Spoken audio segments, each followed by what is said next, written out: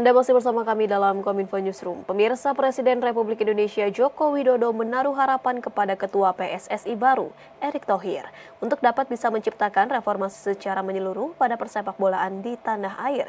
Presiden juga menginginkan bahwa PSSI memiliki perencanaan serta peta jalan sepak bola Indonesia yang jelas. Presiden Republik Indonesia menyampaikan harapan terkait terpilihnya Ketua Umum Persatuan Sepak Bola Seluruh Indonesia, Erick Thohir. Presiden berharap Erick Thohir dan pengurus PSSI yang baru dapat mereformasi menyeluruh persepak bolaan di tanah air. Presiden menginginkan PSSI memiliki perencanaan serta peta jalan sepak bola Indonesia yang jelas untuk mencapai target jangka menengah hingga jangka panjang. Menurutnya, dengan memiliki perencanaan yang jelas dan baik, hal tersebut akan memajukan persepak bolaan nasional. Pemerintah tidak akan intervensi apapun kepada PSSI. Tetapi yang paling penting ada sebuah perubahan, ada sebuah reformasi total, ada sebuah transformasi sehingga dari kekuatan yang kita miliki, potensi yang kita miliki ini betul-betul nanti tahap demi tahap itu bisa kemajuannya kelihatan, roadmap-nya juga kelihatan, perencanaannya kelihatan. Mau apa dalam 50 tahun, mau apa dalam 25 tahun. Nanti kalau pas minggu depan kelihatannya akan ketemu, akan saya tanyakan itu. Sudah ada peta jalannya belum?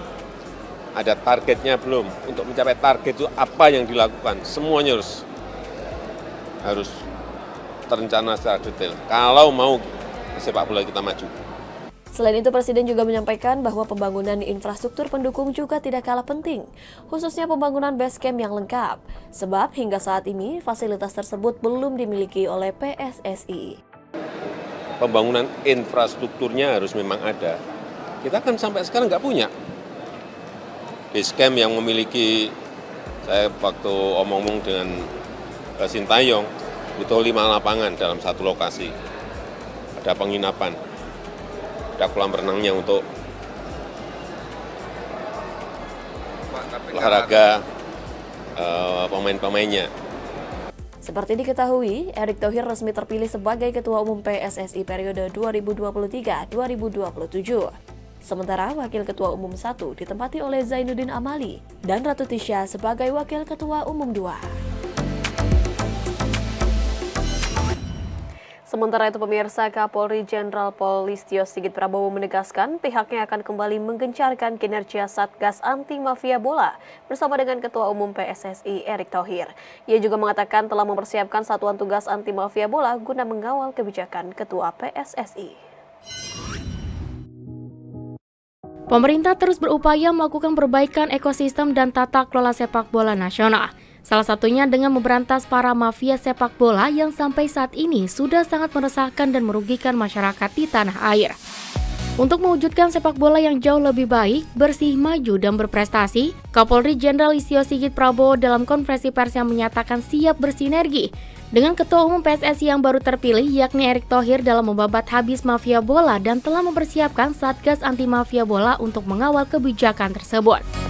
Dengan adanya semangat dan sinergitas yang sama dari PSSI dan Polri, Sigit optimistis ke depannya tujuan untuk mewujudkan persepak bolaan Indonesia yang sesuai standar FIFA akan terlaksana dengan baik.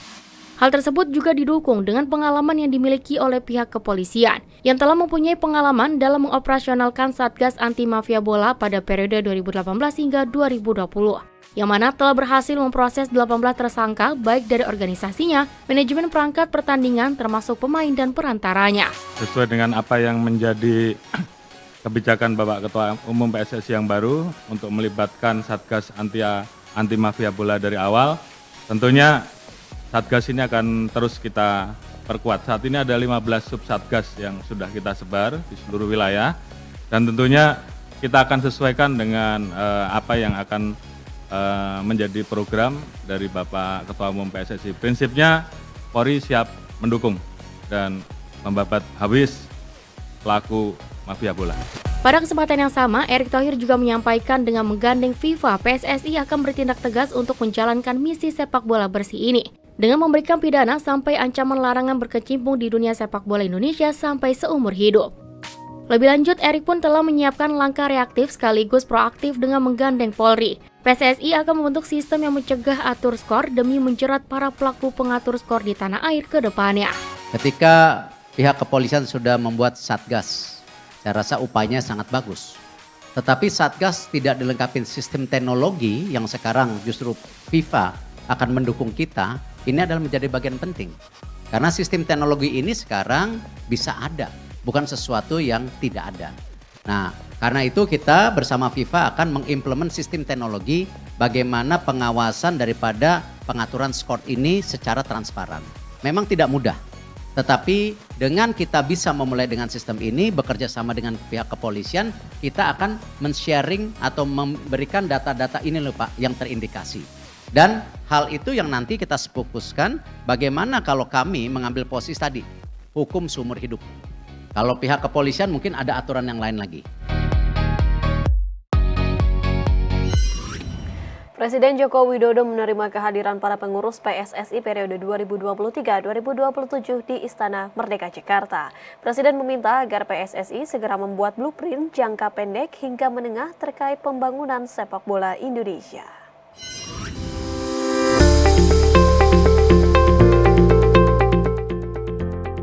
Ketua Umum Persatuan Sepak Bola Seluruh Indonesia Erick Thohir dalam keterangan persnya menyampaikan sejumlah komitmen Presiden Joko Widodo saat memberikan arahan kepada pengurus baru PSSI di Istana Merdeka Jakarta pada Senin 20 Januari 2023. Komitmen tersebut dimulai dari Presiden Joko Widodo meminta jajaran pengurus baru PSSI untuk menyiapkan blueprint atau cetak biru persepak bolaan nasional secara jangka pendek, menengah hingga panjang yang akan segera direalisasikan oleh PSSI secepatnya.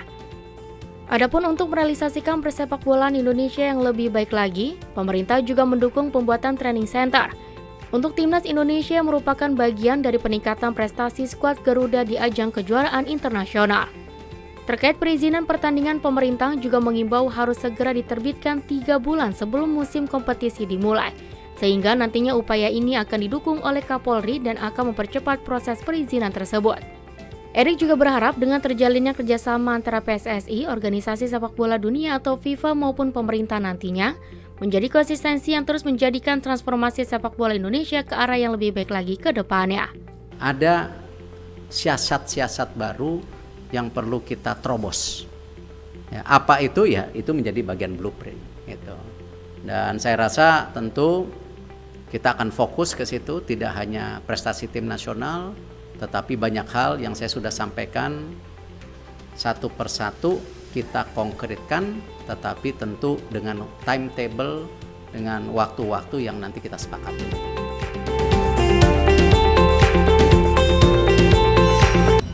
Kita beralih ke informasi lainnya pemirsa. Sebagai upaya mendukung target pemerintah dalam transisi energi dan pengurangan emisi karbon, Presiden Republik Indonesia Joko Widodo mendorong penggunaan kendaraan listrik di tanah air.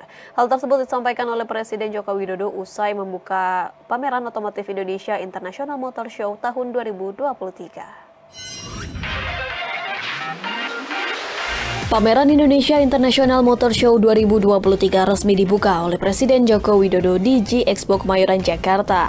Acara ini berlangsung selama 11 hari mulai 16 hingga 26 Februari 2023. Dalam acara tersebut, Presiden kembali mengingatkan penggunaan kendaraan listrik akan menjadi tren dunia ke depannya. Menurut Presiden, industri otomotif tanah air memiliki prospek yang sangat baik dan tumbuh secara signifikan setiap tahunnya. Berdasarkan data yang diterima, penjualan mobil pada tahun 2022 mencapai angka 1.048.000 unit, sedangkan penjualan motor mencapai angka 5.221.000 unit. Sedangkan untuk ekspor, Presiden mengapresiasi industri otomotif di Indonesia yang telah berhasil meningkatkan ekspor hingga 10%. Potensi besar tersebut harus dimanfaatkan oleh industri otomotif tanah air untuk bersaing dengan negara lain.